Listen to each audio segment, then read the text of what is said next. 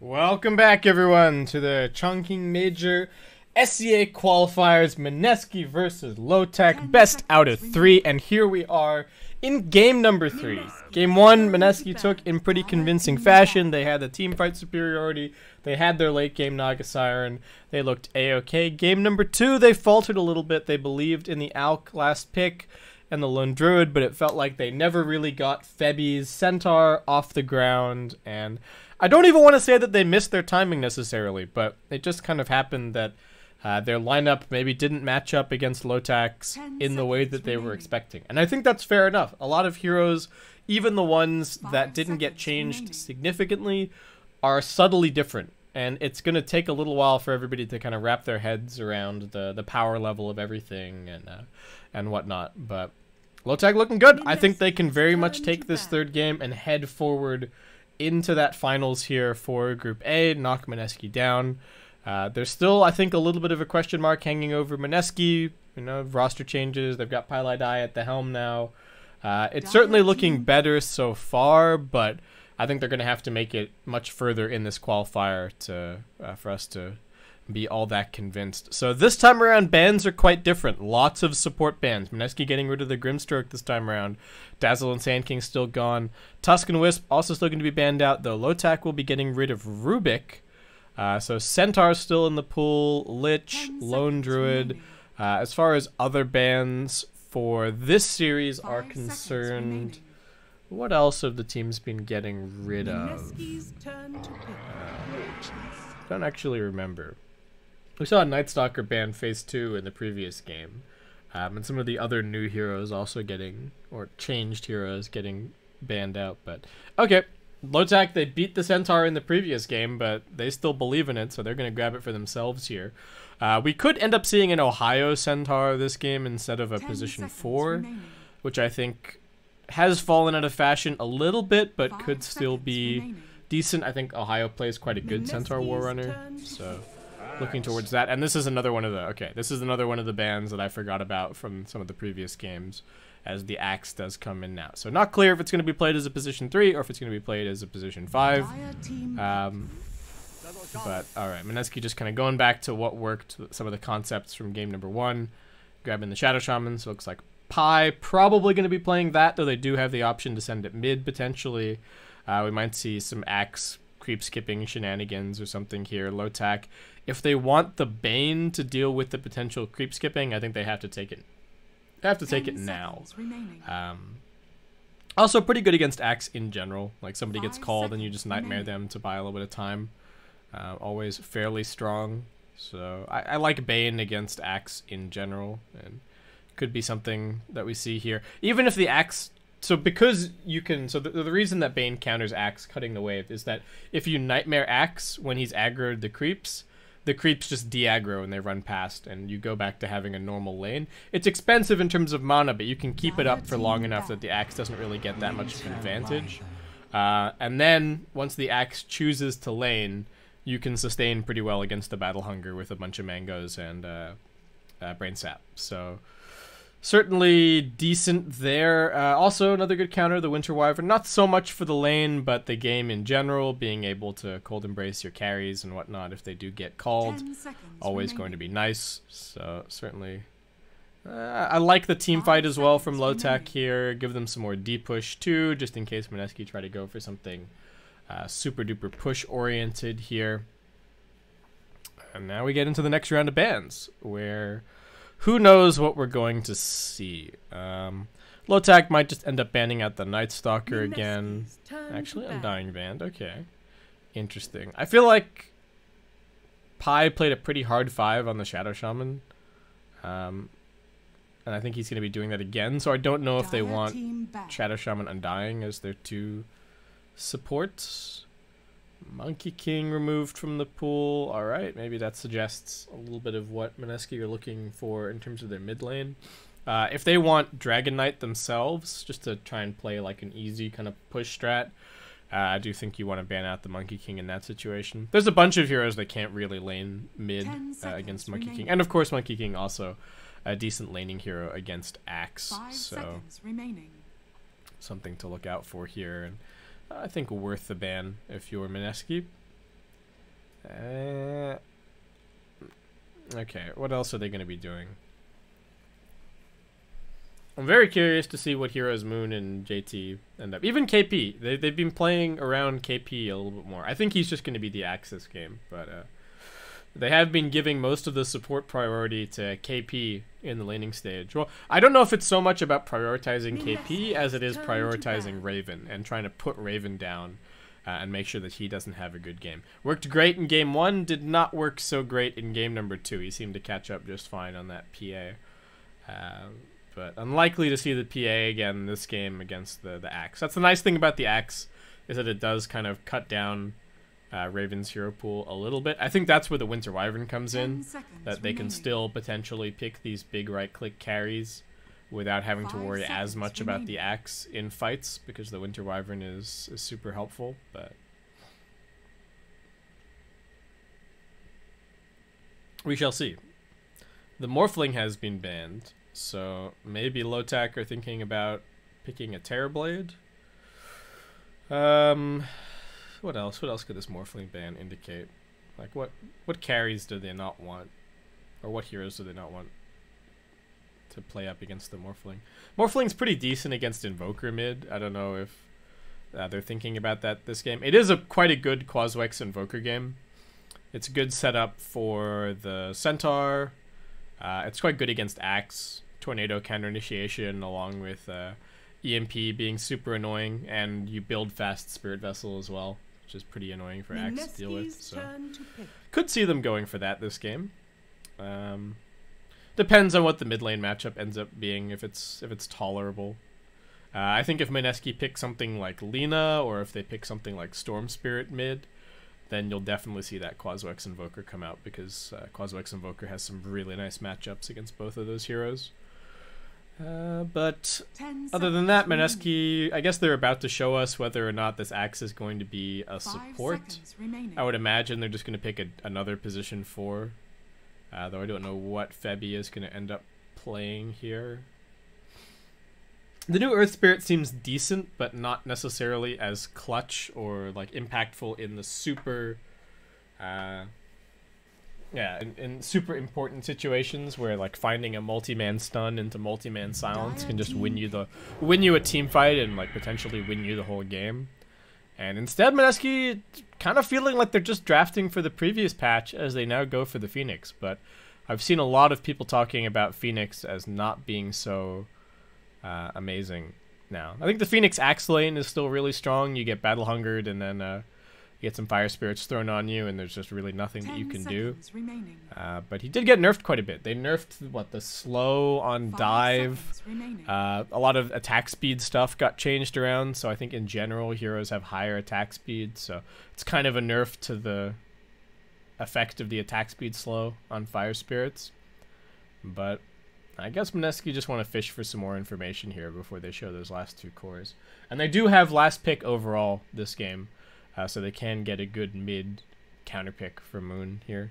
Mineski's turn to pick. So, alright. Oh, man. God, that's a hero that we haven't seen for a while, as Lotac pick up Lifestealer. So, certainly good against the Phoenix, good synergy with the Centaur, pretty good against the Axe. Did he get that many direct buffs? I don't actually remember him getting any direct buffs, but maybe some of the indirect buffs are going to help. 5 seconds remaining. Oh no, he got a buff on Feast. It's now a percentage of max health instead of current health. Okay. And then level 25 challenge changed from 2%. Okay, yeah. So just a change on Feast, nothing huge. Mineski, alright, they want some more ways to protect this egg. So they do just pick up the Faceless Void. A little bit greedier on the whole here as far as the lineup goes. And can be a little bit difficult to play the Void against the Winter Wyvern somewhat. But I guess this also indicates that they're looking for some kind of ranged hero mid to pump damage into the Chronosphere as well. Void is pretty good against Lifestealer. And man fight him pretty nicely. Chrono very annoying for Lifestealer to have to play against. So, alright. Void looking like a nice pick. Lotac, I guess what? If Ohio is not going off lane on the Centaur, then they probably pick his hero here. If they desperately want more team fight, there is sort of always that old standby of the Tide. Pretty good against the Void, but okay, no. It is going to be Centaur off lane, and Dark Willow is going to be that position 4. Interesting. So Willow, pretty good against Void with the Root. Not super useful with the Cursed Crown because you can dodge the Cursed Crown with Time Walk. 10 but seconds remaining. well, I guess Willow probably got buffed a little bit, right? Because they changed the root mechanics. Now you 5 can't TP seconds out, and you remaining. can't. Well, I guess you couldn't really TP out of away from Willow before anyway. But certainly good against Void with the Terrorize. You can just cover the whole AoE of the Chrono pretty much with that and make it very annoying for him. Also, a position 4 that can buy a fast dual scepter. That's always going to be helpful against the axe, and even having like the long range Terrorize is super useful against Shadow Shaman. Once he gets, say, it's probably Pylite die, so he's probably not going to get an Aether Lens this game. But once you get the cast range talent and you're shackling somebody from 1,000,000 miles away, it is super useful to have some of these long range cancels like the Wyvern ult and the Willow ult. All right, I like this. So I guess we're just looking for mid picks on both sides, which is why these bans are going to be very important. Yeah, just DK band, okay. I mean, also kind of a lifestealer vehicle and a hero that Mineski might have a little bit of trouble killing this game, depending on what they're thinking about for their mid. They can't really pick anything like sniper or whatnot here. There's way too much jump on Lotac's side.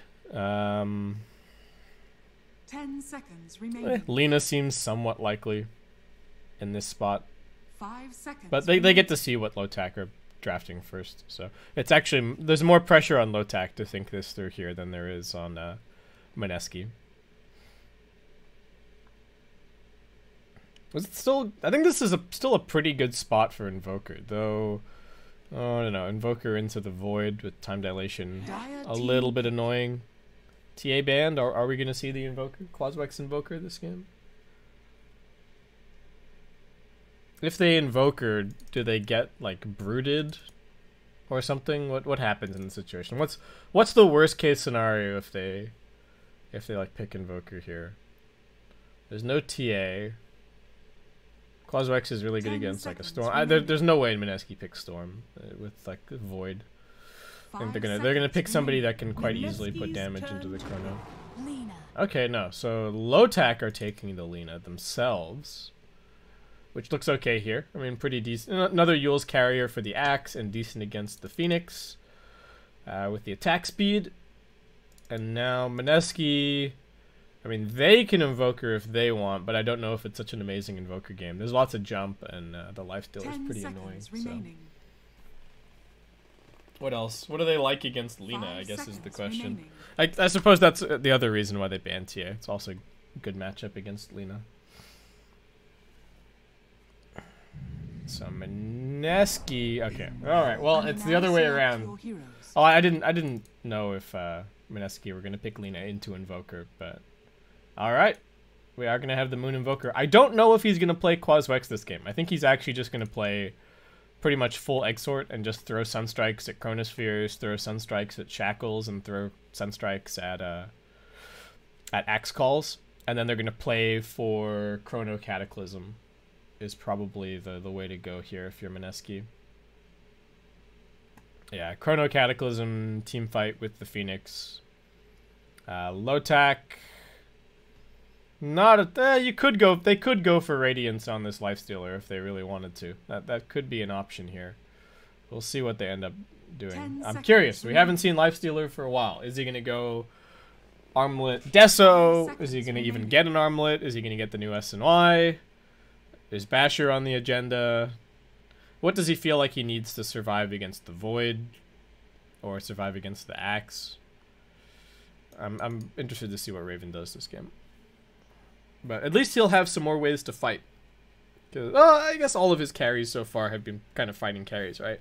Monkey King, PA, Lifestealer. He hasn't actually been playing the greediest carries necessarily. But I think this will be, to me, the true test for JT in this series. The Naga, he had a super easy game. His game plan was really straightforward. Didn't have to do anything flashy. The Lone Druid game, pretty solid in lane, but not really that many rotations or decision-making for that hero. But the Void in this game is going to be very important in terms of how he plays. And that's going to be very decisive for this game as a whole. How well he places the Chronos, what kind of farm he gets, finding the right targets. Because there are a bunch of ways that things could go wrong here. If he plants a Chrono and then he gets terrorized out of it, or there's a Cold Embrace or Winter's Curse, or he gets Yules or something, that's really big trouble. So I guess we'll have to see. But yeah, I imagine Invoker's playing Exor. Yeah, check this out. Doesn't it? Don't think he's gonna try for a Midas or anything, but definitely playing the Exor build here. This pleases the master. And it all comes down to this, game 3. Net actually helped Mineski qualify into the qualifiers here through opens. And it would be very funny if he was the one to kind of play spoiler to them here. Not that he's knocking them out of the competition, but still. Sentry Ward mid lane. Okay, interesting. I guess it's got a long duration and a big AoE, so if the enemy support is dumb and comes forward and puts down their ward, it's just an easy D-ward for your mid lane. KP with the double stout shield, very much signaling that he is planning on cutting this wave here. That wasn't too bright. Yeah, we've had some fun back and forth in the lobby. All of these players kind of know each other. Ohio was saying something about... Oh, hold that thought. We got some action. Net getting zapped down. KP running away. Has been slowed up. Raven with the open wounds already skilled. They've got the Arctic Burn onto everybody. Pylai die. Just man fighting, but he's not that tanky. Needs to be careful. Febby's helping out with the Fire Spirits. KP already skilling up the counter Helix. Unwilling to really do anything else here as JT. Alright, doesn't manage to get the first bounty rune at bottom, but he jumps over the top of Ohio with the Time Walk, and it does manage to grab a tertiary bounty rune for the team. So, nice little start for them there. This time around, they're not going to be running the full tri-lane. Pylai Die is going to be coming over towards mid lane initially, looking to zone out this Lina, being very careful not to aggro the range creep. Ooh, Pi is playing this so nicely up. Wasn't quite able to stay out of the range creep's clutches there. But, alright, bit of free damage, get some denies in. How long is he going to actually stick around here is my question. Maybe one more Ether Shock? Needs to be careful not to feed First Blood. That would be a complete waste of everything that he's worked towards so far here. KP, alright. Tango's a little bit deeper into the trees. Has a salve. Not popping it just yet, okay. Is he going to salve and then just go for the wave? Is that the plan here? They are running a full tri-lane to try and shut down this Axe, so Ohio kind of out on his own down bottom, but doing just fine so far, actually. And building up some Retaliate stacks. KP's trying to cut, but two supports are keeping tabs on him. Needs to be careful. Does have the TP out. I think he just wants this full wave, and then maybe he'll go for the TP. More spins, please. Oh, I totally missed First Blood at bottom. Oh, no. Pylai die. How... Of course I should have been looking at Pylai die, but now KP's dead. He just suicided the tower. Okay. Oh. Ling getting gone on by Febby. Wants this kill. Dove all the way through. Now Febby just gonna go for the TP out. Okay. Not a whole lot of stuns in this Lotac tri-lane, unfortunately, so we are gonna be seeing Mineski kinda playing pretty bold, but Ohio doing fantastically on his Centaur so far. Is this gonna be super fast Ring of Health for him, or what's the plan? Yeah, alright, super fast Ring of Health on this Centaur. 2 minutes Moon. Ooh, big damage onto the Lina. Doing quite nicely at mid lane, 8 and 5 for the Lina's 7 and 0. Making sure to get that Quas regen up in between last hits. Get some nice sustain going. Oh, and Ohio with an invis actually. Oh, and JT uses the Time Walk. I think Ohio could have stuck a little bit more damage on him there. Oh, Net gonna go for the Courier Snipe again.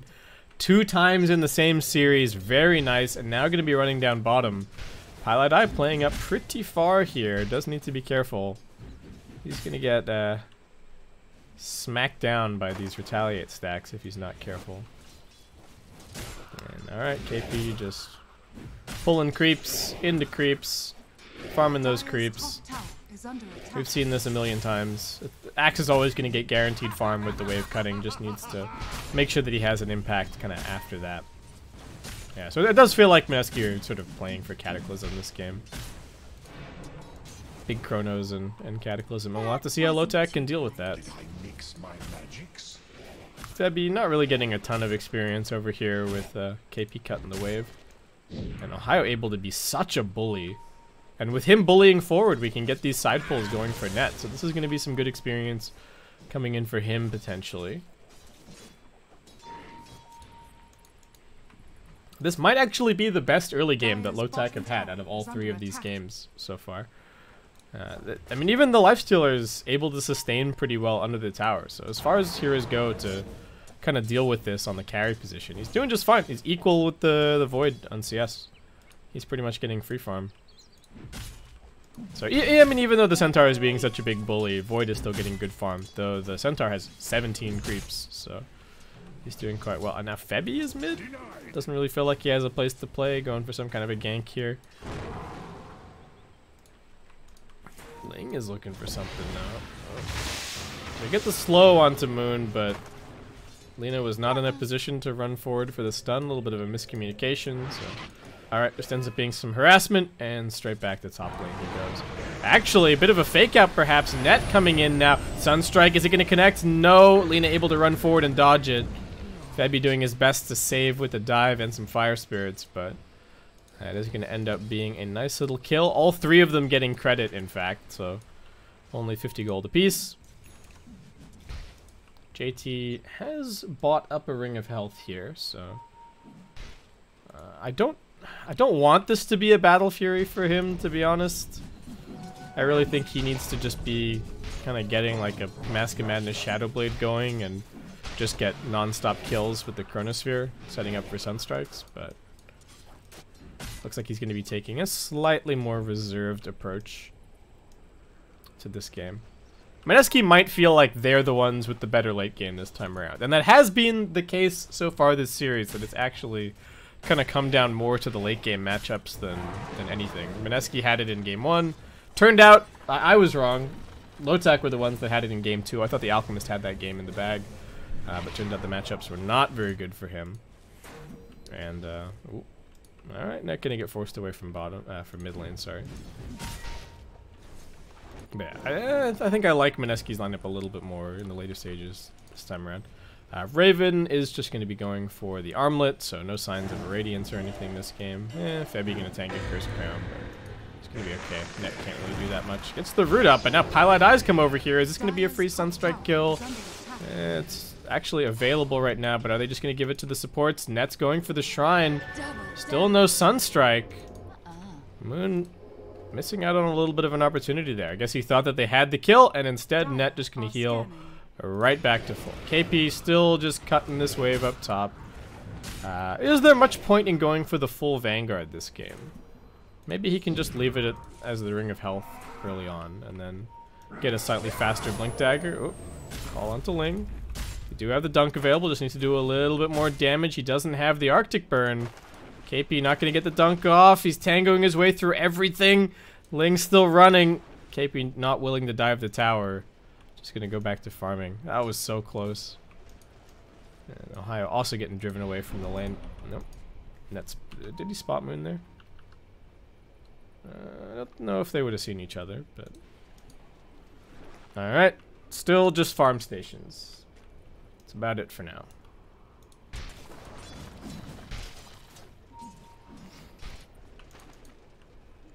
Ohio has picked himself up a bracer.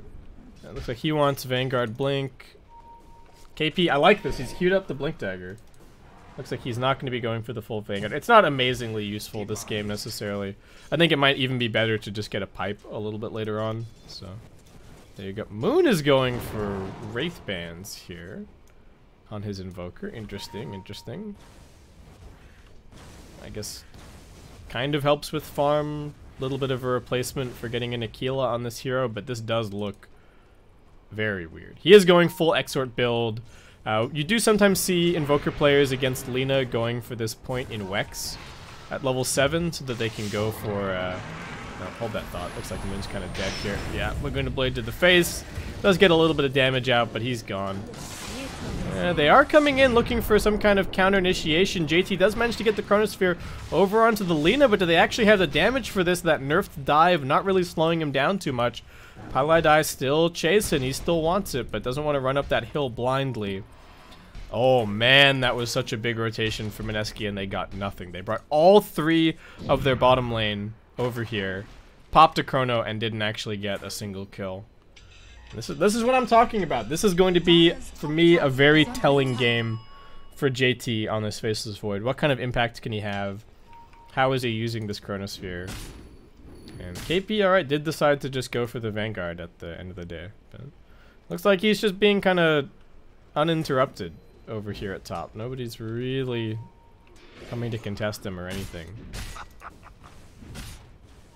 Ohio can pick up his Vanguard now if he wants it. Febby, alright, just farming against Net over at mid. Moon is going to be picking up some treads and is just now heading into the jungle. Start farming up a little bit more.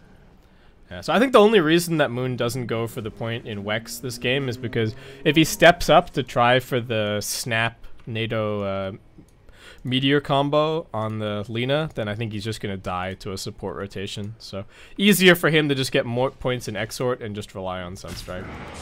KP getting going on here. 4-man gank for him. Sunstrike attempted on the Ling, but not going to land. He just flapped his way over the trees. KP pretty tanky, but will be brought down eventually, and that will be Ohio grabbing the kill. And Pilot-Eye also dying down bottom. Lina rotating around. It was just an illusion rune. Nothing too fancy, but finds an easy kill. Alright. Now setting up for some bounties, and there's a double damage waiting at bottom. Mid lane is getting pushed in somewhat by Moon. Doesn't have a Bassi or anything, so not the fastest pressure on the tower. And I think he's just going to be going for Ags at this point. He does have that point in Wex now to look for this snap tornado meteor kill. That's what he's looking for on Net right this second. Net trying to juke and jive around. Sunstrike attempted. Now he doesn't have the tornado. And looks like Net might actually just be okay. Snap finally comes out. They do manage to get the battle hunger onto him. It looks like he's dead. Tornado coming through. Centaur Stampede trying to keep him alive, but KP calls him up, dunks him down. Nice easy kill and a little bit more progress towards his Blink Dagger.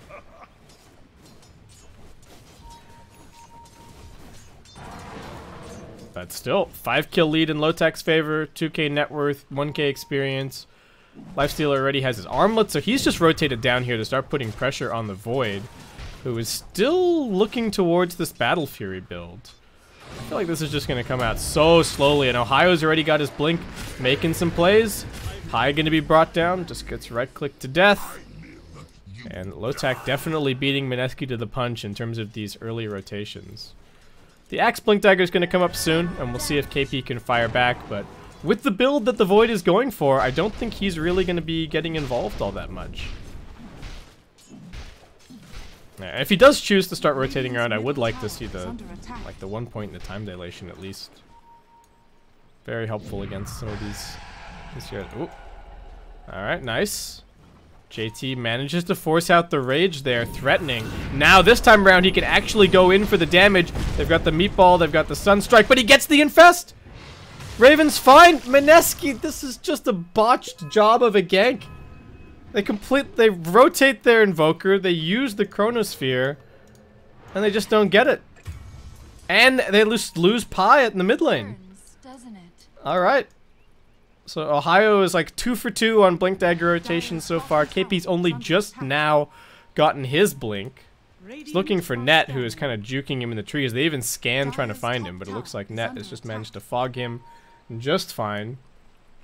And yeah, Mineski, I think they gotta be a little bit worried. Raven's farming his way towards this Deso. It's gonna be a big timing for him. Lina, is that already the completed Yule Scepter? Looks like it might be. KP is going to be grabbing this tower up top now.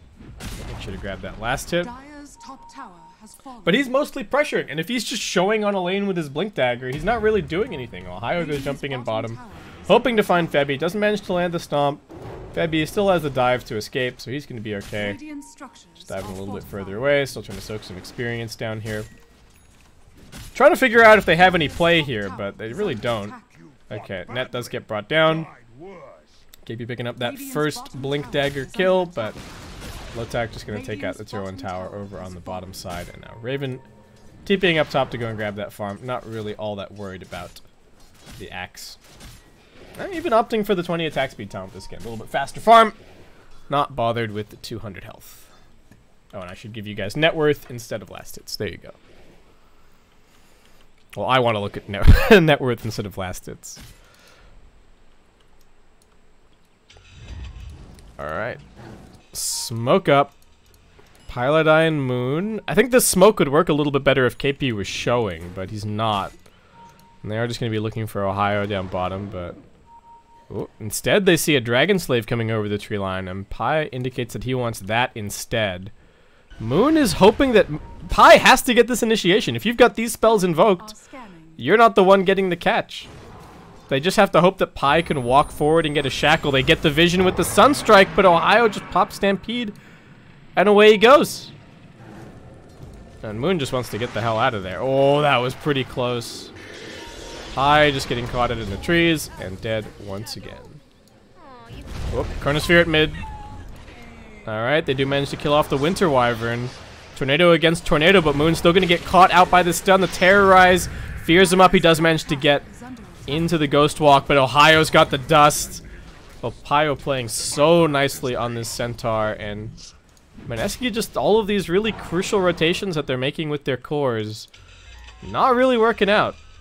JT is still just farming his way towards his Battle Fury, but 15 minutes in and doesn't really have a whole lot to show for it in terms of progress. Gonna get the call up. Nice Yules. Mass Serpent Ward's blocking off the ramp a little bit, but Raven just turns around and starts chunking down Pi. Cannot get through those wards, however, but just happy to take the long way around. They heal up the Lina, and everything is going to be a-okay. Nope. KP's still looking for something here. No, he's not. He just blinks away. Alright. Well, I guess the game plan hasn't really changed for Mineski. You play for Cataclysm. Moon keeps farming, he gets an Ags, you play for Sunstrikes, you play for Cataclysm. You hope that this Void gets some farm. Bashing up Ohio at the moment, actually taking quite a bit of damage, even with the Vanguard. Of course, Time Lock is magical, so certainly helps. And Mineski have done a good job of maintaining a defensive line around their jungle. They can pretty much see every angle of approach into their side of the map, and looks like that's kind of the plan. They're turtling up. I think a lot of the time you would see that natural trade of like Lotac take control of the Radiant jungle and Mineski take control of the Dire jungle, but the dynamic this game is a little bit different. Mineski trying to just maintain control over their side of the map a little bit more. Though that's not going to help against this smoke from Lotac. Lifestealer infested up. Doesn't have the Desolator just yet, but he's close. Ohio will be looking for this initiation, and it seems like Mineski unwilling to defend this mid-tier 1 tower. Just going to back up to farm positions and keep on going. The last couple of fights have not been kind to them, and the team fight from Lotac is very strong, especially with this Winter's Curses set up at the moment. Pi wanting to defend, though, comes forward, puts a little bit of damage onto Ohio. He won't be able to blink out just yet, but he has it soon. Now they get the jump in call. Ohio gonna get Cold Embrace, still saved. KP not dead. Raven pops out. They're gonna drop the Supernova in the middle of the fight, but Raven's right there looking for it. They finish it off. They Yules up the Void. They get the stun out onto him. Can they burst JT? Yes, they can. And now the follow-up from Ling. Perfect positioning from this Winter Wyvern. Locks down 2 more with the Curse. Axe is doing the best that he can, but it's just not enough. Moon now stomped down by Ohio. It's a 4-for-1 so far. KP will manage to find the secondary support. Puts him in the grave, but Cheon's still chasing for him. Ohio finds him. Blink against Blink, though, and Centaur Blink a little bit further on cooldown, so Okay, ends up being a 4 for 2. Big win for Lotac. Not a ton of gold changing hands, but quite a bit of experience off of those core kills that they managed to grab. And they're just finding more and more pickoff items. Mineski, I don't know. If they wanted to take that fight, I think they needed to position themselves for it a little bit earlier. Or maybe try and come from this angle instead. But it did not look good at all. The egg was pretty far forward. I guess they didn't realize maybe that the Lifestealer was inside of the Centaur the entire time. Raven was very patient. Waiting to pop out. Saw the Supernova, popped out, and saw that the Phoenix was committing to the fight. Popped out, and away he went. Oh. Net? I think he sees this gank coming, actually. Yeah, he knows that the Void is around here. He's kind of baiting. Ohio's coming over. Alright, Febby with the blink. Lifestealer with the Ancient Prowler Shaman. Yeah, that's it. It's Pilot Eye's turn to go and hide over in the trees. Moon, only a couple hundred gold away from his Ags, but still a long way away from the Cataclysm. JT still 1,000 gold away from his Demon Edge. Just struggling to find any room on the map to farm, and KP's got a lot of gold, but Lotac have pretty much all itemized to kind of deal with him. They've got this Yules. Well, it's not even, the Lena's itemization is pretty standard, but they're pretty well equipped to deal with Axe this game. So a farmed Axe is not that scary for them. Radiant structures are fortified. I don't know. I don't think Mineski should have taken that fight. Radiant's top tower is Just under keep attack. farming. Play for Dire's Cataclysm. middle Play tower for is under Sunstarts. attack. Play for this Battle Fury on Void. If you're gonna build Battle Fury on Void, then I don't think you should be taking these fights. Oh, they jump in, they find Pi. Radiant's top Pi tower is still is wanting under to kind attack. of defend these a little bit, but getting caught out for it every single time. Moon, alright. Dire's 3 middle hits to... tower Oh, is under attack. well, would have been 3 hits to finish off that tower, but it does get glyphed. Radiant's top And he's tower thinking is under about it. attack. But no, Ling gonna get the deny. Are fortified. Dire's middle Can he tower go for this has kill? been His denied. meatball's on cooldown. He used it on a wave earlier. So he has to either like Alacrity right click this to death, which I don't think he can do. Or he has to wait for the meatball. But okay, now instead he's just gonna TP all the way back. Grab the Aghanim Scepter. Yeah, he meteored that wave, so couldn't go for that combo. Fabby. Oh, Sentry Ward popped down. Lena just gonna take her leave there.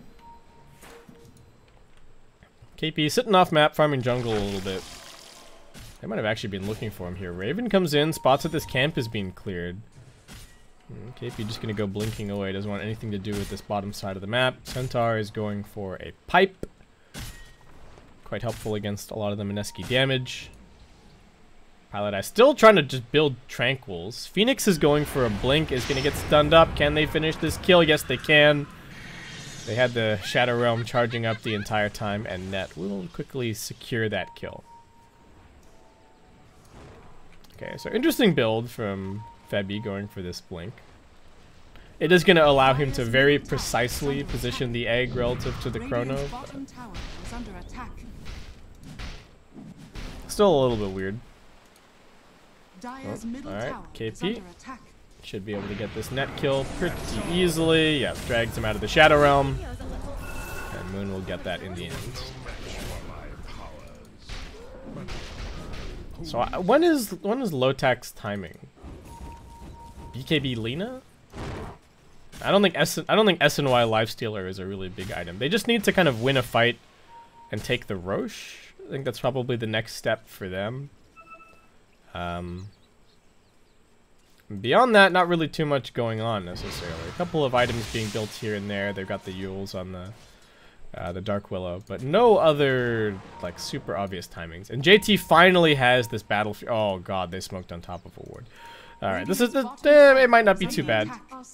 It might not be too bad. What do they actually see? Oh my god, they don't see anything. Mineski, please don't go up any high grounds. Okay, they see Net. They can see that Net is suspicious of something.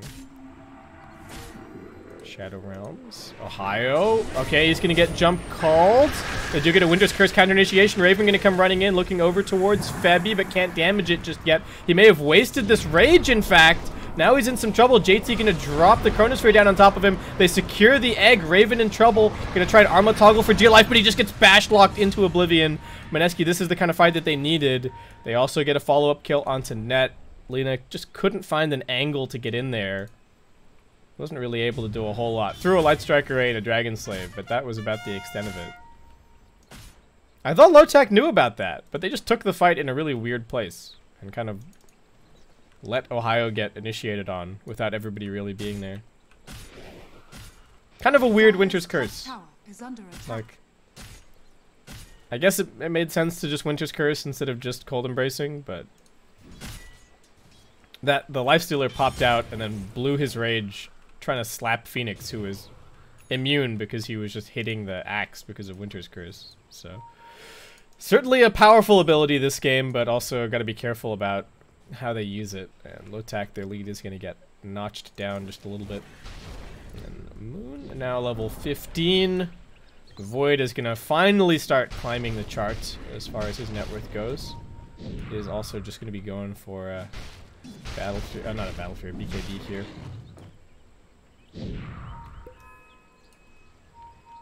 Alright, sells the stout. KP, what are you up to? So we'll just kind of farm in jungle for now. He's going to be going for a BKB of his own. Certainly going to make life pretty difficult for this Lina in fights. And, okay, Lotac, it's not exactly the game plan that I was talking about, but at least with Chronosphere down, they can kind of head into the pit. They're not having the easiest time of this, and Lina is actually getting bashed up.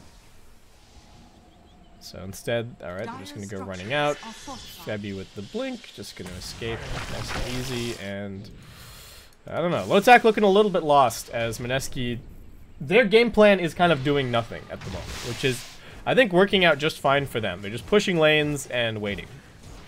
And continuing to farm on this Invoker. And the Void. And it doesn't really seem like Lotac have been able to assemble anything to punish that. They haven't been able to get a successful smoke of their own in the last couple of minutes. They've got some vision around the place, but haven't really been able to smoke and gank to it at all.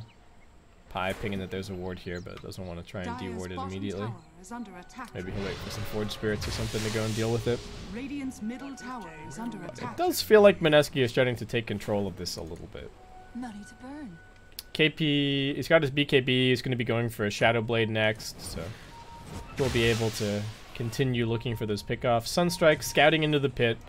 Lotac did threaten to go in there earlier, but I guess just weren't feeling confident about their ability to actually commit in there. But the longer they wait, I think this game just gets harder. Void eventually gets BKB, like a proper damage item, and maybe an Aghanim Scepter. The Invoker is still scaling pretty nicely. They gotta do something. But instead, just waiting for this S and Y. Maybe the BKB on the Lina has to be the timing. Maybe that's when Lina can actually kind of commit to the fight and focus down the egg or something like that. But other than that, I'm just seemingly kind of content to keep on farming. Their supports do scale well. Dark Willow is certainly one of those heroes where if you get enough items, you can start to take over the game all by yourself. And I ranted about supports a little bit earlier at the beginning of this game during the draft, and I didn't even mention Winter Wyvern or Dark Willow. There are so many viable supports at the moment, it feels like. That might start to shake out a little bit once the meta settles down, and we might start to see kind of what this patch actually looks like, but for now, it seems like a great patch for supports. At least in terms of variability. Because it felt like last patch there were just some supports that weren't even playable at all. New Chen, I think, is also worth investigation for some teams. Hasn't really happened just yet, but I would imagine that in at least one of the qualifiers, we've probably got a Chen player somewhere with some strats up his sleeve. So looking forward to seeing some of that. And Lotac, again, back to this kind of Roshan pit standoff. Everybody just hanging around here, watching the Lina farm. Dire Scan reveals that there are heroes waiting up here, so Ohio's gonna go running forward, but doesn't go for anything else, just getting the D-ward on the sentry. Still being scouted JT comes cruising in with a time walk, but he's got his BKB now.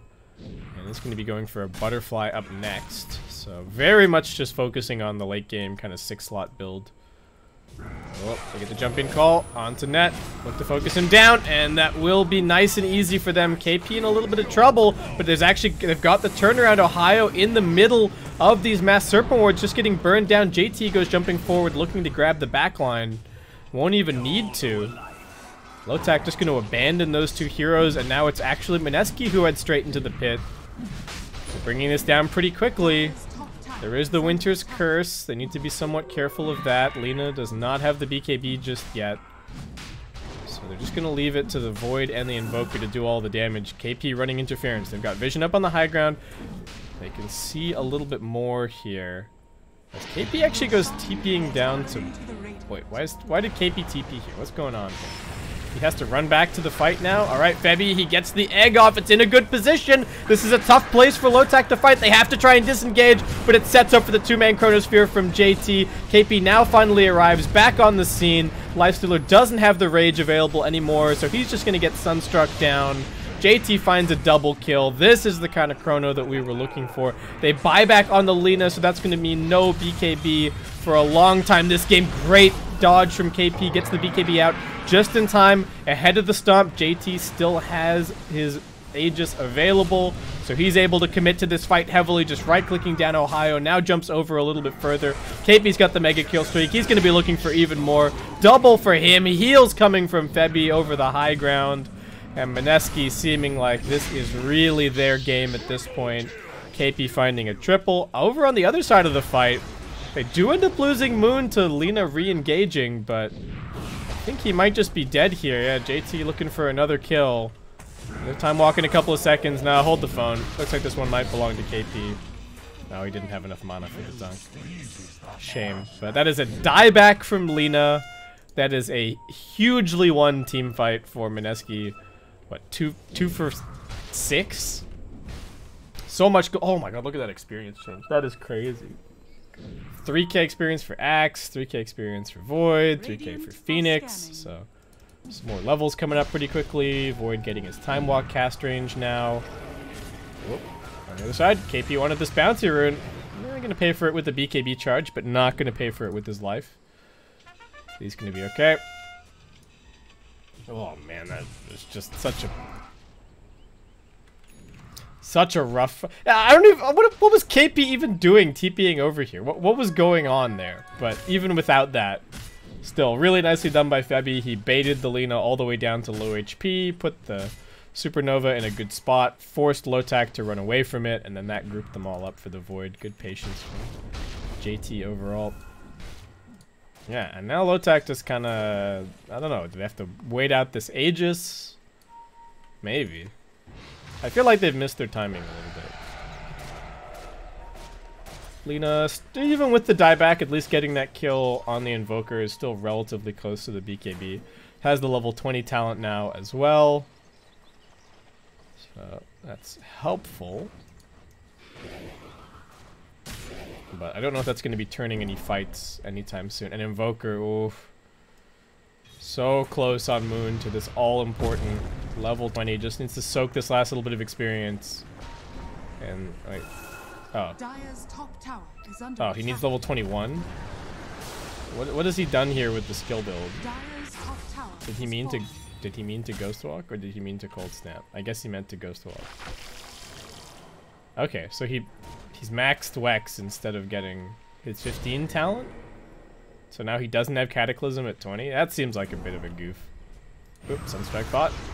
That's, well, surviving for 2 more seconds. Oh, actually, surviving for a lot more seconds. He's fine. Did the Sunstrike not land? Was that not timed properly? I'm going to stop looking at Moon, actually. I think he's been playing fine while I haven't been looking at him. But now that I'm scrutinizing everything in detail, things don't seem to be going so great. So maybe let's have a look at KP. He seems to be doing just fine. No longer #1 in net worth. JT has taken that over. I was super doubtful of this Faceless Void Battle Fury, but I feel like Lotac just didn't punish him for it at all. I think they really had a timing in this game around the kind of Shadow Blade on... Like, has the Lina found any pickoffs with the Shadow Blade, really? It doesn't really feel like it. And the Lifestealer's been farming, but he's not going to win in a straight-up farm war. So, Ohio had a fantastic early game, but I feel like the ball kind of got fumbled a little bit by the rest of the team once they started getting towards the mid-game. And, of course, you know, Ohio's complicit in that as well, but didn't really press the advantage, and now it seems like Mineski are just en route to win this series. Dire's middle tower has fallen. I mean, look at this. Raven just farming Ancients while high ground is about to get pushed. What's going on here? Alright, put some damage on the Void. Sure, get jump in call onto Ohio. JT just wants to focus onto the buildings instead. Have they timed this properly? No, he gets the time walk off, dodging everything. Ohio just getting burned down by the Sunray. KP with another call. Deafening Blast finishes that kill. JT pops the BKB there. Oh, okay, so his Aegis got... Aegis is being reclaimed. Okay. Fair enough. Wolves working on the tier 3. Get the jump in call onto net. Can they focus him down? Just a regular old Sunstrike. Still no Cataclysm just yet. Buyback from Ohio. JT jumping back. Raven waiting to catch them on the way out, but who's actually going to catch who is the question here. Okay, he gets into the creep wave. That's alright. But that is a pretty big cooldown used. I guess only, what, 40 seconds of Infest. KP's waiting for him to pop out, though. Ooh, thinks about it. Does not end up going for it. They're just going to take the Shrine instead. Chilling out. JT content to keep on farming.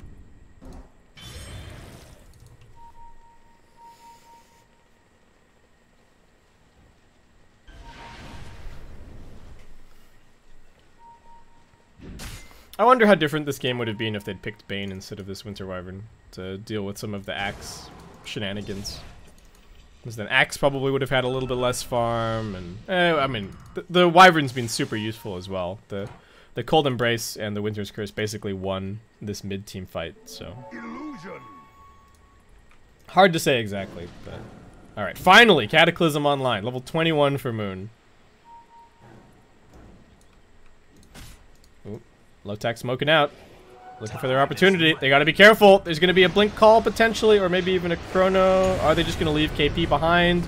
Febby wants in. He's gonna drop the Supernova. Now JT's finally coming over. They've already lost net. Ohio stampeding away. Everybody scattering from Lotac. Moon getting focused on the other side of this fight. He needs to get back to his team, but he's still just running further and further away. Looking for his Blink Dagger opportunity to get another call from KP. Playing nicely. The Cataclysm now coming through. Finishes off the Lina. JT does get Winter's Cursed, but he's going to be okay. Still jumping and looking for more. Void still has the Chrono. They buy back on the Winter Wyvern, but it's a 3-man defense against 5. KP can go for another Blink Call if he wants. There's no Sunstrike follow-up, but so they're just going to focus on the lane of Rax instead. Ohio, nice stomp, but not really going to save the lane of Rax. Oh, JT. Yellow. What is he doing here? Highlight Die just dies to Raven. Okay, nobody able to help him out. High buys back. Raven is now waiting inside of the catapult once again. Alright, JT, we're looking for this ultimate. There you go. Nice and easy. Chronosphere jumps out of it to go and hit the Winter Wyvern. Waiting for that Supernova stun. Now comes back for Raven. Focusing onto him. He's pretty tanky with all of this armor, but I don't think it's going to be enough. JT jumps past. Now comes back. And that will be it. Ohio GGing out and disconnecting very quickly. He has to be a bit unhappy with the course that this game took. He played really well. He got the first blood on Pylai Die, had a super fast ring of health. His game was looking fantastic, and then they just didn't really continue that at all. They took a really, I want to say, kind of dumb fight. Well, they kind of went into Roshan, decided that they couldn't do Roshan, then they took a dumb fight, and that was just kind of it for them. And meanwhile, the Axe was just farming and farming and farming. I guess maybe they wish that they'd ban that out. But anyway, that's gonna wrap it up for this one. So Mineski will be moving forward into the next round, so they're going to be over on the mainstream if you guys are following them, and I am going to be following Lotac down into the lower part of this GSL group. where they will be facing up against... Are the results out? Let's have a quick look. Liquipedia, guide me. Oh, it's 1-1 still. So TNC won the second game. And, okay, the third game has only just gotten underway. So I'm going to encourage you guys to head over and check this out. TNC Predator versus 496 Gaming. Looking pretty close. We've got Storm Spirit. Is he as bad as everybody's saying he is? I don't know. I guess we'll find out. He's only got the 1 death so far. Seems to be doing okay. But I have no idea what his net worth is like. That's going to wrap it up for this one. We're going to have a break because we have to wait for this series to conclude before the next one can start. The scheduled start time for the next round was... what was it supposed to be? It's supposed to be right now, but of course we're going to have to wait for this other series to conclude. So we're going to go to a bit of a break. Thank you so much for tuning in, guys. Hope you're enjoying all of the coverage of the Chongqing Major as we get right into the beginning of it. And I'll join you back here for our next best of 3 whenever this series ends.